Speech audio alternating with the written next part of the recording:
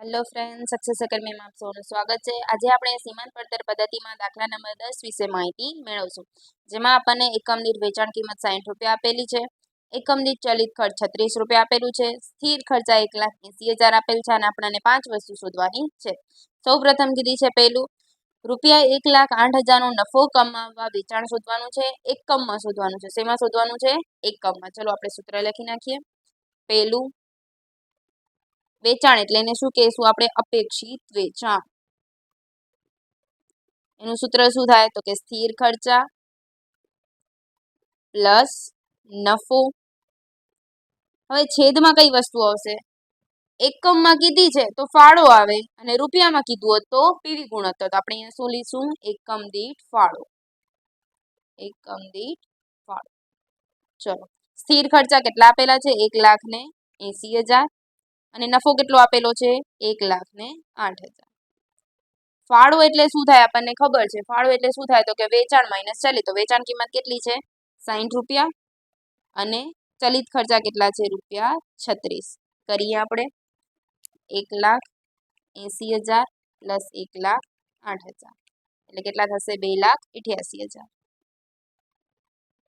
ભાગ્યા 60 માઇનસ 36 એટલે કેટલા થાય? 24। ભાગાકાર કરીએ 2,88,000 ભાગ્યા 24 કેટલા આવશે? 12,000। શું આવશે? 12,000 એકમો।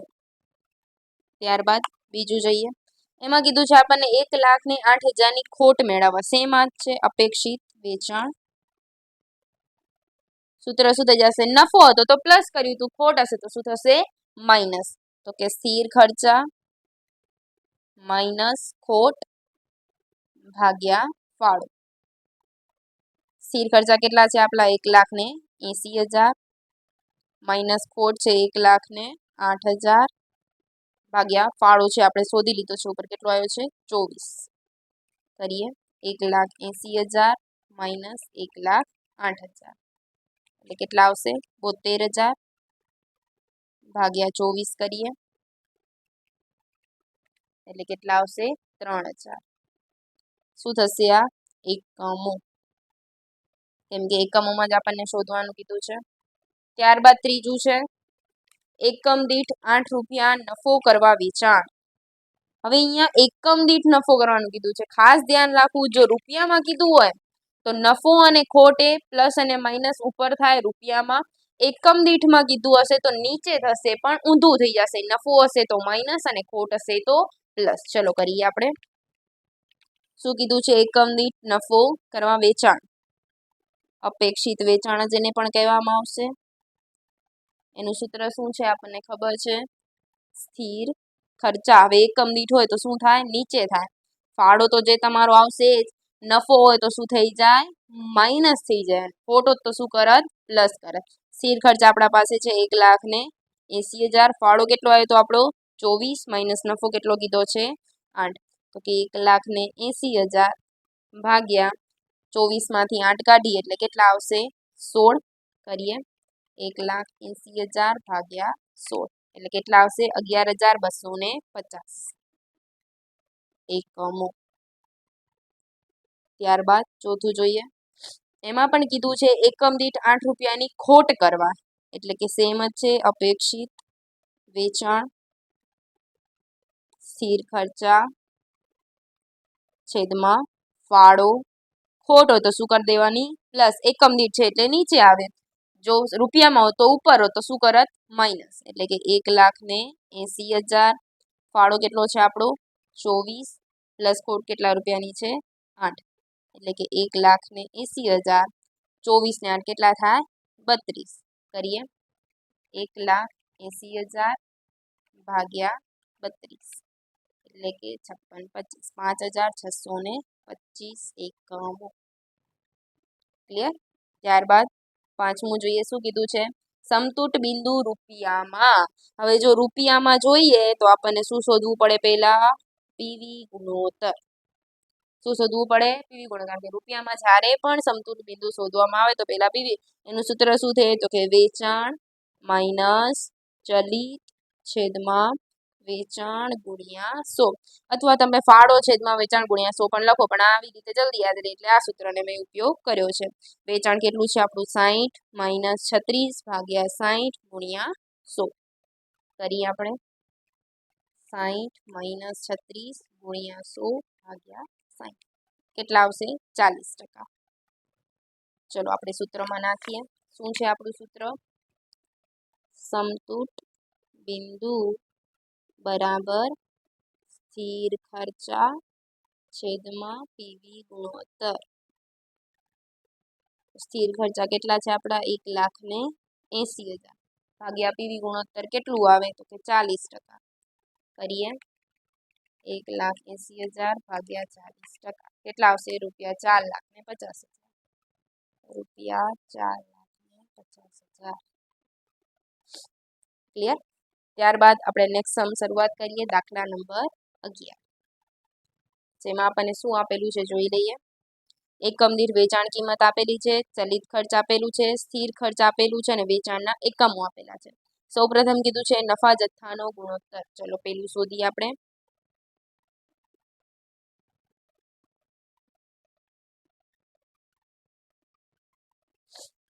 શું કીધું છે? નફા જથ્થાનો એટલે શું થાય? પીવી ગુણોત્તર. એનું સૂત્ર શું છે આપણને ખબર છે, વેચાણ માઇનસ ચલિત છેદમાં વેચાણ ગુણ્યા 100.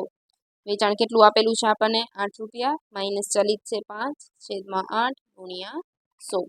એટલે કરીએ 3 ગુણ્યા 100 ભાગ્યા 8 કેટલા આવશે 37.5%. કેટલા આવે 37.5%. ત્યારબાદ બીજું જોઈએ. શું કીધું છે? સમતૂર બિંદુ. સમતૂર બિંદુ. હવે એકમમાં પણ નથી કીધું ને રૂપિયામાં પણ નથી કીધું. આપણે બંનેમાં શોધી નાખીએ. પહેલા આપણે એકમમાં રૂપિયામાં શોધી નાખીએ તો કે સ્થિર ખર્ચા છેદમાં પીવી ગુણોત્તર. સ્થિર ખર્ચા કેટલા છે આપણા પાસે 60,000 ભાગ્યા 37.5%. 60,000 ભાગ્યા 37.5% કેટલા આવે છે 1,60,000 રૂપિયા. હવે એક વાતને ધ્યાન રાખવું, જ્યારે 1,60,000 રૂપિયામાં આપેલું છે, આપણા પાસે એની વેચાણ કિંમત પણ છે 8 રૂપિયા, તો આપણે ભાગાકાર કરીને એકમો પણ મેળવી શકીએ. તો કે એકમો બરાબર શું થાય તો કે 1,60,000 રૂપિયામાં તમારું આવ્યું હતું ને એકમ દીઠ કેટલી છે વેચાણ કિંમત 8, તો ભાગ્યા 8 કરીએ આપણે એટલે 20,000 એકમો થાય. કેટલા થાય? 20,000 એકમો. અથવા તમે સૂત્રમાં પણ નાખી શકો. સૂત્ર શું હતું આપણું આનું સમતૂર બિંદુનું એકમ માટે તો કે સ્થિર ખર્ચા છેદમાં ફાળો. શું છે એનું સૂત્ર? સ્થિર ખર્ચા છેદમાં ફાળો. તો સ્થિર ખર્ચા કેટલા છે 60,000, ફાળો કેટલો થાય 8 રૂપિયા હતું તમારું વેચાણ અને 5 રૂપિયા ચાલી જતું. 8 માઇનસ 5 એટલે 3. 60,000 ભાગ્યા 3 એટલે શું થાય 20,000 એકમ. તમે ગમે એ મેથડથી કરો આન્સર સેમ જ આવશે. ક્લિયર? ત્યારબાદ ત્રીજું આપણને કીધું છે. શું કીધું છે ત્રીજામાં? સલામતીનો ગાળો. કરીએ આપણે ત્રીજું સલામતી ગાળો. સલામતી ગાળાનું સૂત્ર શું છે તો કે ખરેખર વેચાણ માઇનસ સમતૂર બિંદુ વેચાણ. ખરેખર વેચાણ કેટલું છે તો કે 30,000 એકમો કીધા છે ને એકની એકમ દીઠ વેચાણ કિંમત કેટલી છે 8 રૂપિયા અને સમતૂર બિંદુ આપણે શોધ્યું કેટલું આવ્યું હતું 1,60,000. તો અહીંયા 30,000 ગુણ્યા 8 એટલે 2,40,000 માઇનસ 1,60,000. તો 2,40,000 માઇનસ 1,60,000 એટલે કેટલા આવે 80,000 રૂપિયા. ક્લિયર? ત્યારબાદ ચોથું જોઈએ. એકમ દીઠ 2 રૂપિયાનો નફો મેળવવા તેને શું કહેવાય? અપેક્ષિત વેચાણ. અપેક્ષિત વેચાણ. એનું સૂત્ર શું છે? સ્થિર ખર્ચા છેદમાં શું આવે ફાળો. હવે નફો એ એકમ દીઠ છે, એકમ દીઠ હશે એટલે નીચે આવશે અને નફો છે એટલે માઇનસ થશે નફો. સ્થિર ખર્ચા કેટલા છે આપણા પાસે 60,000, ફાળો કેટલો આવ્યો તો 3 રૂપિયા અને માઇનસ નફો છે 2 રૂપિયા. તો કે 60,000 ભાગ્યા 1 એટલે કેટલા આવશે 60,000. ક્લિયર? ત્યારબાદ પાંચમું નંબરમાં જોઈએ શું કીધું છે તો કે સમતૂર બિંદુ 15,000 એકમ હોય તો નવી વેચાણ કિંમત છે. શું કીધું છે? સમતૂર બિંદુ આપેલું છે એકમમાં, તો એકમ માટેનું સૂત્ર શું હતું? સ્થિર ખર્ચા છેદમાં ફાળો. ક્લિયર? આ સૂત્ર છે આપણું. સમતૂર બિંદુ આપણને કહી દીધું છે, કેટલું કીધું છે? 15,000 એકમ. સ્થિર ખર્ચા આપણા પાસે છે કેટલા છે? 60,000. તો આપણને ફાળો મળશે. ક્લિયર? ફાળાને આપણે અહીંયા લઈ જઈએ તો ફાળો બરાબર શું થાય? તો કે 60,000 ભાગ્યા 15,000. તો ફાળો બરાબર શું થશે? તો કે 60,000 ભાગ્યા 15,000 એટલે કેટલા આવે? 4 રૂપિયા. ક્લિયર? હવે ફાળાનું બીજું સૂત્ર શું છે? તો કે વેચાણ કિંમત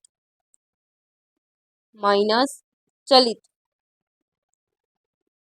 ફાળો તો આપણને મળી ગયો 4 રૂપિયા છે. વેચાણ કિંમત આપણે શોધવાની છે અને ચલિત આપણા પાસે છે કેટલી છે? 5 રૂપિયા. હવે આ -5 છે અને આપણે આમ લઈ આવીએ તો શું થઈ જાય? +5. તો 4 + 5 બરાબર વેચાણ કિંમત. તો -5 છે આમ જાય એટલે +5, તો 5 ને 4 9 બરાબર વેચાણ કિંમત. તો વેચાણ કિંમત કેટલી મળી ગઈ આની?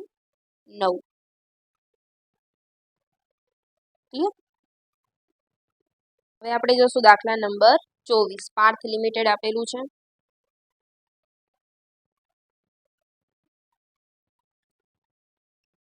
મોસ્ટ આઈએમપી ટોપિક છે, જે આપણે પહેલા લેક્ચરમાં મેં જે સૂત્ર લખાવેલા છે અને એક ટોપિક લખાવેલું છે, જેને પહેલા જોવું ત્યારબાદ જ આ વિડીયો જોવો તો તમને સરળતાથી યાદ રહી જશે. આપણને આપેલું છે સલામતી ગાળો 45%, નફા જથ્થાનો ગુણોત્તર 30%, વેચાણ કિંમત 90 અને વેચાણના એકમો 45. પહેલા કુલ વેચાણ લખી નાખીએ કેટલું થશે? તો કે કુલ વેચાણ, તો કે વેચાણના એકમ ગુણ્યા વેચાણ કિંમત. વેચાણના એકમો કેટલા આપેલા છે આપણને? 45,000 અને વેચાણ કિંમત કેટલી આપેલી છે? 90 રૂપિયા. તો કરીએ ગુણાકાર. 45,000 ગુણ્યા 90 કેટલા આવશે? 40,50,000. ટોટલ વેચાણ મળી ગયું. હવે આપણને આપેલું છે સલામતી ગાળો. એ કોના ઉપર નીકળે? હંમેશા વેચાણ ઉપર જ નીકળે. તો કે વેચાણ ગુણ્યા કેટલા ટકા આપેલું છે? સલામતી ગાળો 45% આપી દીધો છે. તો કે 40,50,000 ગુણ્યા 45%. કરીએ આપણે ગુણ્યા 45%. કેટલા આવશે? 18,22,500. ત્યારબાદ સમતૂર બિંદુએ યાદ રાખવું, જો સલામતી ગાળો 45% હોય તો સમતૂર બિંદુ કેટલા હશે? વેચાણના 55%. કેટલા હશે? કેમ કે બંનેનો સરવાળો હંમેશા 100% થાય. જો સલામતી ગાળો 45% તો સમતૂર બિંદુ 55%. સલામતી ગાળો 40 હોય તો સમતૂર કેટલું થાય? 60. આ 30 હોય તો આ 70, આ 20 હોય તો આ 80. ઇન શોર્ટ બંનેનો સરવાળો કેટલો થાય? 100% થાય. તો ચલો વેચાણ આપણું છે 40,50,000, એના કરીએ 55%.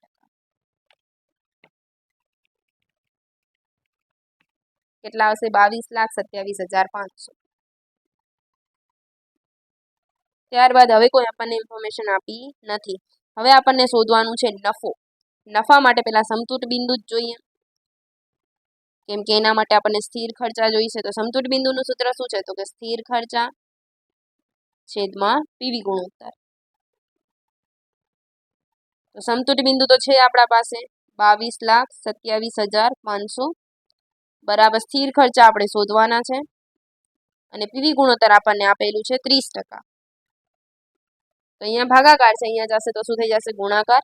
તો કે 22,27,500 એના ગુણ્યા શું કરીએ? 30% બરાબર શું મળી જશે આપણને? સ્થિર ખર્ચા.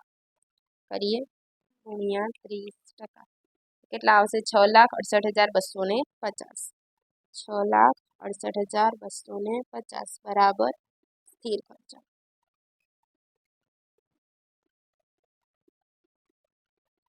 ફાળાનું સૂત્ર છે આપણને ખબર છે. ફાળો બરાબર શું થાય? તો કે વેચાણ ગુણ્યા પીવી ગુણોત્તર. તો વેચાણ આપણા પાસે છે કેટલું છે? વેચાણ આપણા પાસે 40,50,000. પીવી ગુણોત્તર બી છે આપણા પાસે કેટલા ટકા છે? 30%. કાઢીએ આપણે 40,50,000 ગુણ્યા 30%, 12,15,000. ત્યારબાદ આપણે જોઈએ નફા માટે, તો ફાળાનું બીજું સૂત્ર શું છે? તો કે ફાળો બરાબર સ્થિર પ્લસ નફો. હવે આપણને નફો જ શોધવાનો હોય તો સ્થિરને આપણે આ બાજુ લઈ જશું, તો ફાળો માઇનસ સ્થિર બરાબર શું થઈ જશે? નફો. ફાળો આપણા પાસે છે કેટલો આવ્યો તો 12,15,000 માઇનસ સ્થિર કેટલો આવ્યો તો 6,68,250 બરાબર શું થઈ જશે? નફો. નફો બરાબર કેટલો આવશે? કરીએ આપણે માઇનસ 6,68,250 5,46,750. નફો બરાબર કેટલો આવશે? 5,46,750 રૂપિયા થાય. ક્લિયર? Thank you.